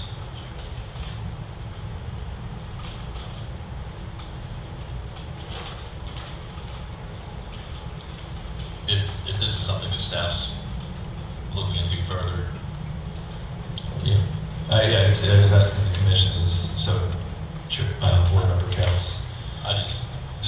If staff isn't crystal clear, I would be opposed to tabling to give more time if that's what's necessary.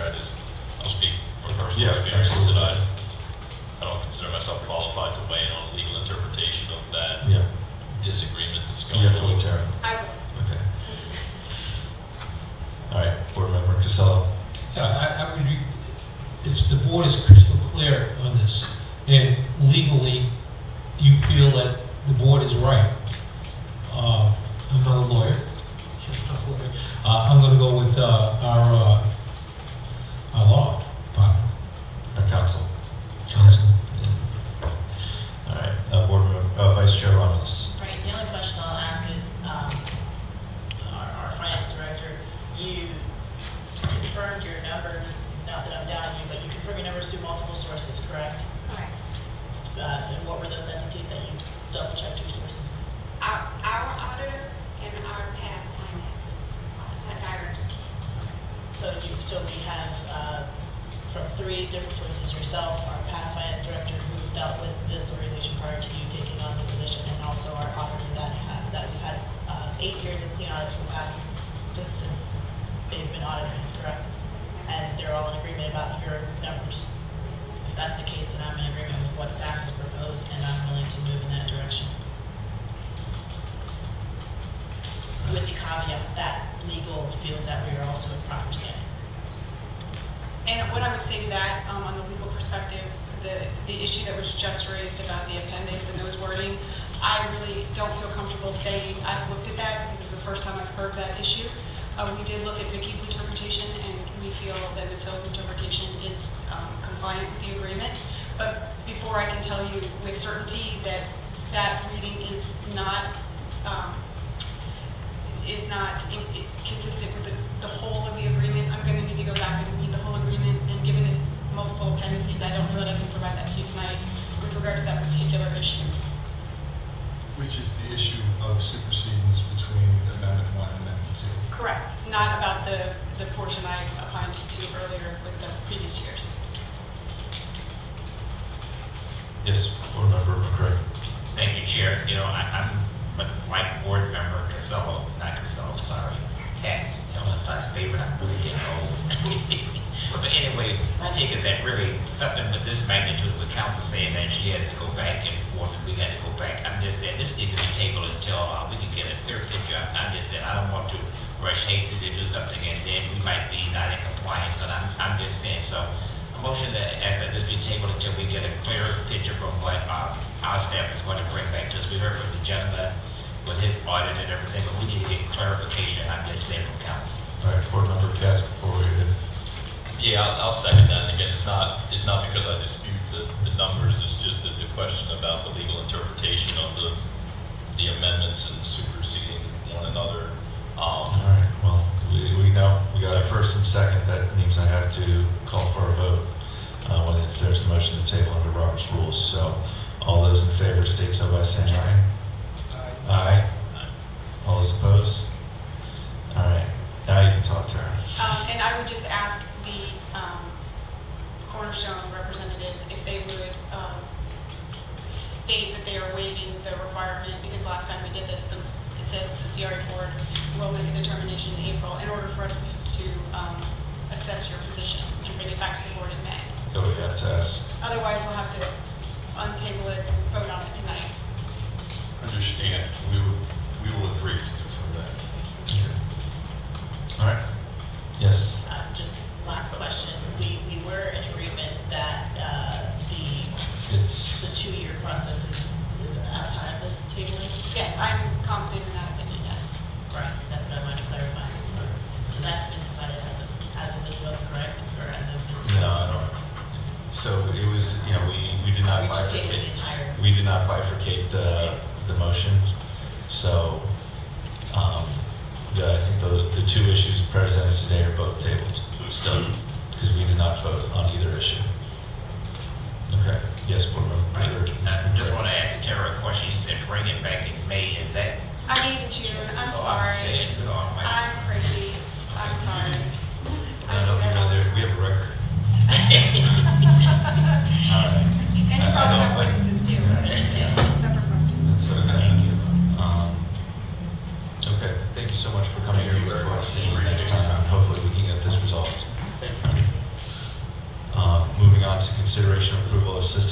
Course and payment of release to Hart Seaborn Code LLC for the properties known as Seaborn Code Phase 1 and 2.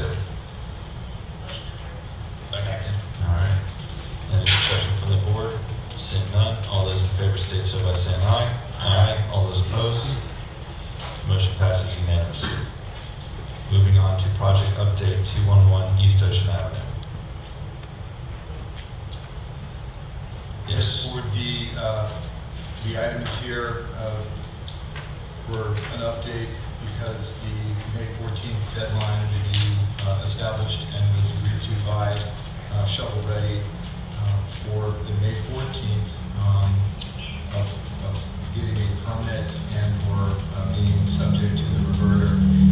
The project's architect is here this evening, as I see, and having spoken to him this week, as well as Andrew Mack, the past building official, and Shane Kittendorf, the building official. It appears after many meetings, and many hours, I should say, of meetings with city staff, that as of 5 o'clock today, there has been a substantial approving starting last week with the staff. There were meetings individually with the architectural team and staff review, which was part of your agreement with Shovel Ready, that you would extend that 60 days, and his response was that's fine, and we'll waive our objection to the reverter if you have to enact that by the 14th. However, we're requesting that city staff do everything they can to help us expedite, which I would say they have gone honestly above and beyond to do that. Having said that, as I said this evening at 5 o'clock, it appears that the items have been resolved, and all that is left to do is to calculate the fees owed for the permit that has been approved, and then officially approving it once those fees are collected. And unless Mr. Williams has any additional or conflicting information on what I just stated, he is here if you want to ask anything. Great. Thank you, sir. I'd like for Mr. Williams to come down.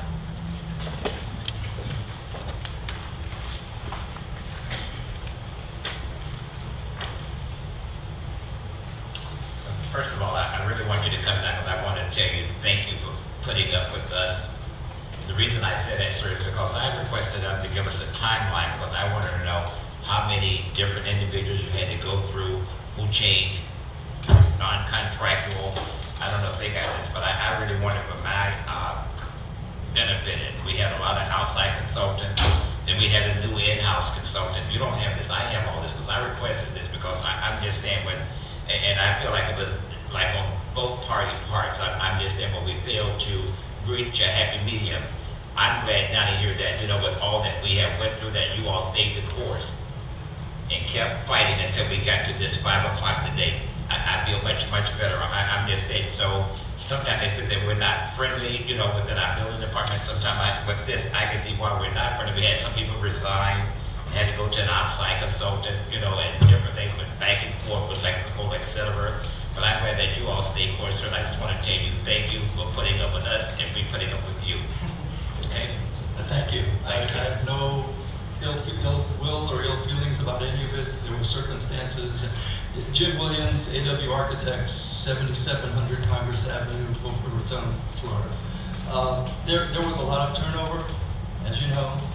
We'd come in addressing the 20 comments we had, and when we get there, there'd be a new reviewer, and we'd answer those 20 and have 15 more. And it happened several times. But there's a lot of stability now in the building department. I really appreciate the effort that they all took reaching out to us and agreeing to several meetings in a 2-week period, face-to-face, where we walked in, had an appointment, sat with them for 2 hours, came back the next week, walked in with an appointment, sat with them for 2 hours, and we have everything resolved. So, thank you for your efforts as well. I have a little different take on this, Mr. Williams. There was months that went by that there was crickets. There was no response from your team to those remarks or comments on the thing. Months went by, okay? It was only after we drew this line in the sand, the May 14th day, I believe it was, is that doing to the last minute to get this done. Now, I have some real reservations on where this project goes from here. Michael, if you can refresh my memory on what the timeline is that once the permits are paid, when the shovels have to go into the ground, if you do that? Yes, I can. Once and if the fees are paid, which I'm assuming they will be between now and next Tuesday, the commencement of construction must begin within 30 days of that building approval date. Okay. Thank you. Mr. Williams, can you guarantee us that within 30 days that 60 days. 60 days that the shovels will be in the ground? I'm not the general contractor. I can tell you that there has been a lot of contractual work between the developers and the contractor. I know the contractor. I talk to him every week. He's ready to get started. Permits ready to be paid for. We've done our job. There were delays on both sides. I will say we were caught in the middle. There were some payments for soils reports that held things up. I'm not putting blame on any individual. I'm just saying that the months had gone by and there was dead silence. I don't want this to now think that we're moving forward here and the months go by with shovels not being put into the ground. That's my concern. I don't want this to be, you're not pacifying us by getting this done at the last hour here and saying, okay, we can sit on this again for however long. I want to follow that timeline as you had agreed upon. That's what I'm looking for. Now you're in contact daily with the developer and the owner and all that, so you seem to be here as a spokesperson for that, so can you say that it will be started within the 60 days? That's all I'm asking. It's beyond my control. My understanding is he has the financing now, he's got a contractor with the contract signed, and they're ready to go. Okay, Michael, can we go back to that reverter clause, that if the construction doesn't start within 60 days, that we can revert back? Yes. Okay. All right. Yes. Member Katz. Yeah. Tell me if this is possible, because I do not want to sit here and talk about this anymore. If at the 60-day mark it's not done, it's void. It's over. It's not an item on the agenda. The reverter clause is enacted. I don't want to, going along with what board member, I don't know if it's possible, but with what board member Casello just said, I'm not comforted by the fact that the requirement has not been completed, but if not for a couple more hours, maybe it would have. It feels like an execution that keeps getting stayed, and I think that as the executioner, we need to decide if we're going to throw the switch on this or not. So I don't want to have this conversation again. This is an awkward conversation where the last most minimal amount of effort seems to have been put in to comply, and it's just enough to drag us through this. So I think board member Casello can agree or disagree with what I'm saying, that if it's not done in 60 days from the payment, the fees, that I don't want to talk about it anymore. I don't want to hear anymore. It's like a bad breakup. Like, stop telling me it's going to get better. It's not going to get better. We need to make a decision. All right, Vice Chair. I use a lot of analogy. Pretty rare, but yeah. Anyway, I believe Mr. Williams has made his position clear that he can't speak for the owners of the project, but yes, it came close to the deadline of the 14th, but they have met our requirements to a certain degree of what we're looking for. And now we move on to the next step, which is let's get those shovels in the ground in the next 60 days. So we, as you so eloquently put it, are executioners, I guess, today, instead of board members. But I'm of the opinion that these individuals are here. They're excited about the downtown as much as we are as well, and they're going to be moving forward with making this project happen. So let's not be so quick to drop the gauntlet, and let's at least just give them this. They're working with us, and so we should continue to work with them. Or drop the guillotine. Guillotine. But I'd like to make the statement that, I know that it took a lot of work because there's a lot of moving parts for this project to happen, and the fact is that we have a certificate of occupancy for 480 East Ocean Avenue with no tenant. And so, we have we're really looking forward to binding towards the contract that we signed. We really appreciate the owner signing that 60-day thing, and we're glad that he was able to get to it and just, but you are in contact with the owner and developer, and so let him know that we are very much looking forward to working with him as much as we can. However, we really appreciate the timeline that we have set. He understands that, and I will let him know again myself. All right, thank you so much. Mr. Williams, just for point of reference, we had 500 Ocean go up quicker than what's been going on in I 211. had a 250,000 square foot hotel in North Carolina permitted in 6 months. So yeah, it's okay. circumstances. Do you see our frustration up there? I do, and you'll have to see mine as well. Right. Okay. Thank you. Moving on to new business, consideration of terms for interlocal agreement between the Boynton Beach CRA and the City of Boynton Beach for fundraising associated with the FDOT US 1 intersection enhancement project and funding, not fundraising. Sorry. This is essentially a term sheet to provide additional approval to the City Commission that you, in fact, as well as last month's minutes, will be presented to the Commission. That you will enter into an ILA when the document is prepared so that they can execute the documents required by FDOT for the intersection, US 1 corridor intersection project. Approved at last month's meeting. May I have a motion? Any discussion? Seeing none, all those in favor state so by saying aye. Aye. All those opposed? Motion passes unanimously. Moving on to item B, consideration of interlocal agreement between the Boynton Beach CRA and the City of Boynton Beach for funding associated with the Northwest 11th Avenue Street utility improvements associated with the model block project. Any discussion? Seeing none, all those in favor state so by saying aye. Aye. All those opposed? Seeing none, motion passes unanimously. We have item C on the table. Second. All those in favor? Aye. All those opposed? Motion passed unanimously. Seeing discussion from Board Member Katz. Did I, and I assume everyone else got the same email, received an email from the Boynton Beach Playhouse basically stating that they were no longer pursuing venues in the city, and as such, this might not be a necessary discussion.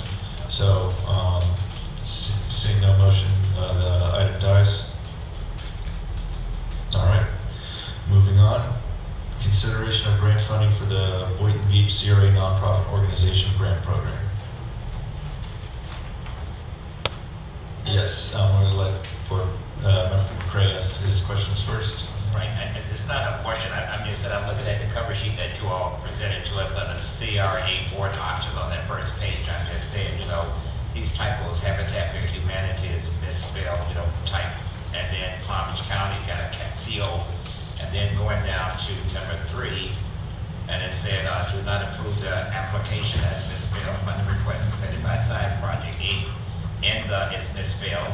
And I'm just saying, somebody can just go just a little slower. I catch these later, but not first. I'm just saying, but y'all need to come over and proofread up available. Thank you. I apologize. We'll spell check the next time. I'll have to echo Commissioner Board Member. I'm a school teacher, so typos irk me to no end, and I see them all over. So if staff could just slow down, please. I'd like to read the item instead of getting stuck at the typos. Thank you. We will. Thank you. I apologize. Can you type it? It may be a spell check thing too. And so, the only question I have is I didn't see Side Project Inc.'s, I guess, application as part of the exhibits. Yes, the reason being that these are pretty large application. If you'd like to do it in the future, we could do that, but we were not recommending approval of the funding for the direction. If you wanted to show everything, we can certainly do that in the future. We just didn't want to upload more. So you're saying the extra 50 pages on 1,200 would have made a difference? If they were very close to being 50%, certainly we would do that. But if under your direction, we can do all the application or excerpts thereof. The reason why is that these are all local businesses, and so the point is for them to see what they could be doing better next time. I think is also very important as well. So because now it's you know, even though you have the recommendation to not approve it, we don't know why not to approve it.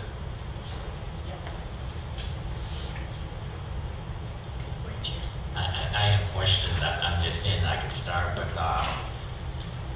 community care center. You know, I need to find out, you know, for $57,681 over a funding period for 6 months, you know, what are we going to be getting within the communities? What can I see? What can I expect? You know, what can we say? What we're going to be receiving for this amount of money? Do you wish to ask the applicant directly and hear have a presentation from the applicant?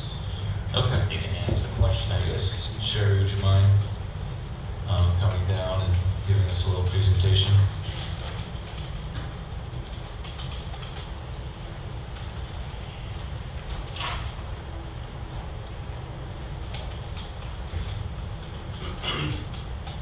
Johnson, 145 Northeast 4th Avenue, Boynton Beach.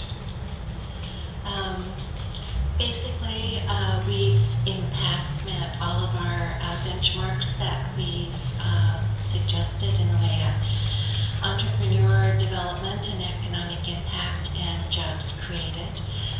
We've added a job training program in the culinary industry. So I think you had required last year that we do at least 10 jobs and at least 30% of that from the Boynton Beach residents. We've met that criteria. We expect to do at least the same, if not better, for you this year. Let me ask you a question, Sherry. In regards to the money that we already given you, I'm just saying, is this in addition to, or is this a new grant that's coming before it's stamped for somebody? It's a new grant. New grant. I We did not get a grant last year, if you They're remember. at the beginning of the budget.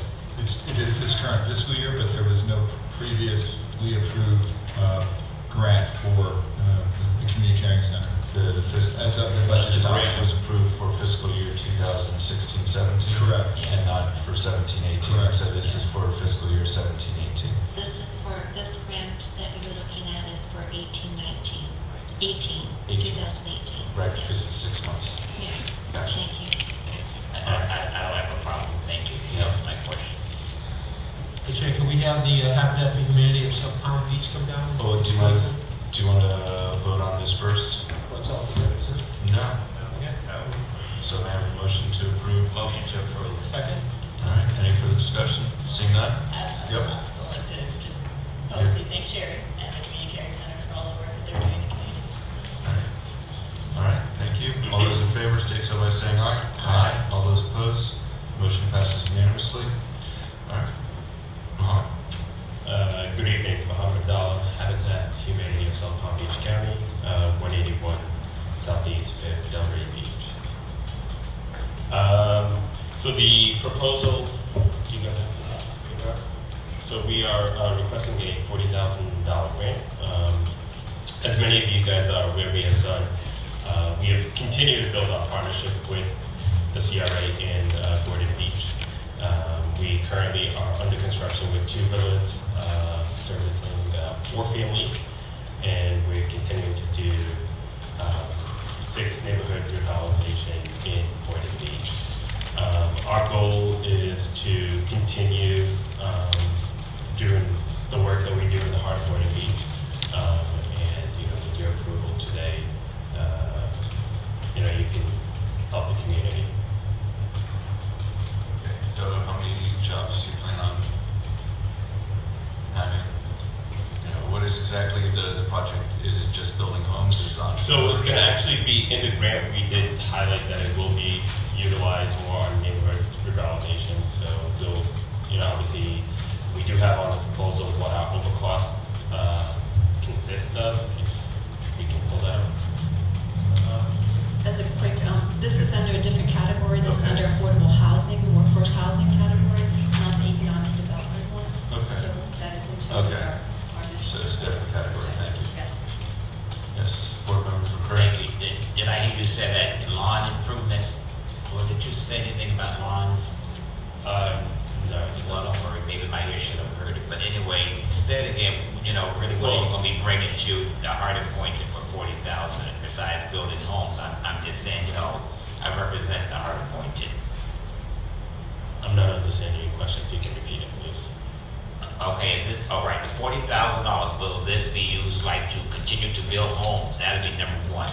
The money is going to be used in different avenues. So, you know, it's not just to build homes. If it's requiring to do NR work, so for doing repairs outside, if it includes sod, if it includes painting, it's, you know, obviously. I heard outside my lawns. There you go. Yeah, that's what I need to hear. Yeah, okay. You're with me, okay. And so, Twee, is this a reimbursement grant? Yes, it is. Okay. So after, upon board approval, we will work with the two grant recipients to come up with an agreement that has measurable measurements and objectives of what their application shows and their timeline, and we'll bring that back to the board June 12th with all the requirements that we need to monitor the project, and it will be reimbursed on a quarterly basis, subject to submitting the deliverables and the backup documentation.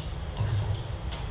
May I have a motion to approve? To approve. I'd like discussion. Yes. I'd like to just request of the applicant, would you be willing to entertain in your program something that helps to instill a little bit of pride in some of the homeowners, like maybe like a best home on the street or best street in the neighborhood type thing? It's just an idea. Well, during our leadership meeting today, we actually are a homeowner director. We're trying to put together an ambassador team, more of a champion, so we can get our homeowners more engaged in the community and be more of the leader. So, you know, if you see something, say something, protect your area. That has been brought up, sort of like where we did Women's Build last year, where we built 5 homes, is more of, instilling more of a, not competition, but more of like, when we say grass, usually when they see their water bill, sometimes they'll not, water it as much. But, we can definitely have an open discussion. We can definitely meet, and we can go a little bit more in details of what you might have, and I can bring it back to my team. I know we're all open on building that partnership with the homeowners, but also having them take a responsibility and take pride within where they live. Yes, let me respond to Vice Chair Romula's comment. Years ago, we used to have a program here in the city. The city of Boynton had a program. Well, we recognized the person that had the most beautiful lawn that has been revised and stuff, and Lori can kind of refresh my memory and bring the information back to you all. And we recognize those homes. We did it before. I don't know why they stopped doing it. That's what I get for being old sitting up here, but we had it before. Maybe the city needs to revive that and not Habitat for Humanity. I think that's the way we need to look at it, is let the city do what we used to do. All right. Let me bring it back to the community. I think that's something we can talk about on the 29th at our budget meeting. Okay. So we have a motion and a second. Any further discussion? Seeing none, all those in favor state so by saying aye. Aye. All those opposed? Motion passes unanimously. Congratulations. And anything for the CRA Advisory Board? Yep. Board member, Vice Chair. If it's possible to get it now, I'd like to hear an update on Kimley Horn and our White Beach Boulevard renewal process, or if not, then I'd like to add it as a future agenda item, so I'd like to hear what's the status on that. So with the quick status, they are looking to address, we applied for a grant with the Transportation Planning Agency, also known as MPO, previously known as MPO. We applied for a $2.4 million grant to do the improvements on Boynton Beach Boulevard per board direction from US 1 to I-95, with the understanding that we're going to have to dovetail in with the DOT interchange project that they're working on, are designing on I-95 Boynton Beach Boulevard. We have met all the minimum requirements. They're in the process of revising the application based on the site visit that we had staff, the city engineer, myself, and DOT representative have met last week to walk the site. They are Kimberly Horn has to submit a revision based on the cross-section that's approved by DOT. We're going to get reviewed, and sometime at the end of this month, we'll be going through the review and ranking system. So if we're eligible for the grant and we are ranked pretty high on the grant, we could have some of the funds be paid. However, this grant program is a 5-year program where the DOT or the TPA will be working with the applicants, like ourselves, to make sure that we get the design approved and meeting all their standards so that it can be spent on the year 2023, which is about the same time that the interchange work is being done. So we've had multiple meetings with the DOT project managers of the interchange as well as the TPA staff. So hopefully we're not going to have 2 different phases that we're going to inconvenience the residents as well as the businesses, but we hope to get this all done in 1 phase. Probably around 4 to 5 years, you'll see the construction if we get the grant. And we'll know by June if we are able to get the grant. So we'll bring you an update on the design stages from Kimberly Horn as well as the grant, which is really great that we have made it this far in their process of selection. To get that type of money would be great for the CRA and the city. But the project itself, the design, which you may have also been referencing, we had planned on bringing a 75%. Right. So with or without the grant money, it still has to be approved by DOT because they are the facility manager. That is their road. So we're hoping that we meet their criteria and get some of their funding to offset the local dollars so that our dollars can be spent elsewhere in the community. And it's achieving the same goal. So we'll be back once they resolve some of the grant issues and again, the approval from DOT, probably in July for a 70% design completion. So if I'm understanding correctly, we would not be pursuing this Boynton Beach Boulevard renewal until 23? Well, it will take DOT, they will be the one that's going to do the project.